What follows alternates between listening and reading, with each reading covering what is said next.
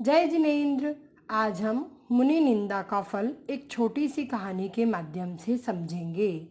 अयोध्या नगरी में एक सूरत राजा तथा उसकी पटरानी महादेवी सती रहती थी। उसकी 500 स्त्रियां थीं। राजा अपनी पटरानी से बहुत प्रेम करता था। वे रात दिन भोगों में ही आसक्त रहता था। उन्हें राजकाज और प्रजा की कुछ चिंता ही नहीं थी। पहरेदार और सिपाही को भी कह रखा था कि कोई अत्यंत आवश्यक कार्य हो या कोई साधु महात्मा आए तभी मुझे सूचना देना, अन्यथा कभी मुझे कहने मत आना। एक दिन पुण्योदय से 1 माह के उपवास के बाद धर्मदत्त और धर्मरुचि मुनिराज राजमहल की ओर आ रहे थे।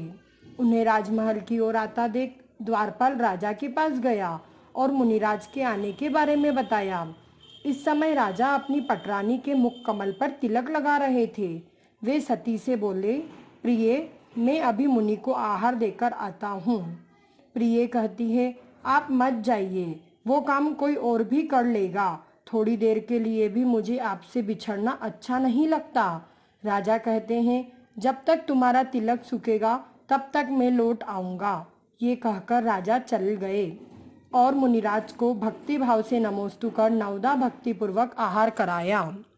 इधर तो राजा नवदा भक्तिपूर्वक भक्ति भाव तथा विशुद्ध परिणामों से महाराज को आहार करवा ही रहे थे और उधर पटरानी अपनी विषय सुख में बाधा जानकर मुनियों की निंदा करना शुरू कर दी।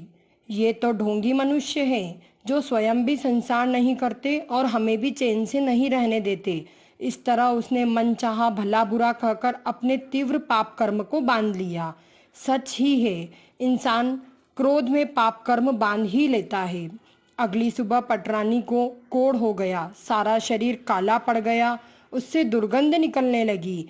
जैसे ही राजा सुबह रानी को देखते हैं तो वे बहुत अचंभे में पड़ गए। पूछने पर उन्हें कारण पता चला।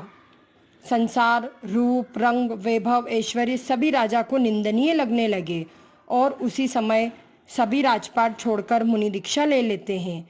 कुछ समय बाद सती की मृत्यु हो गई और वो नरक में गई। इस कहानी से हमें यह सीख मिलती है, हमें कभी भी मुनि निंदा नहीं करना चाहिए। जय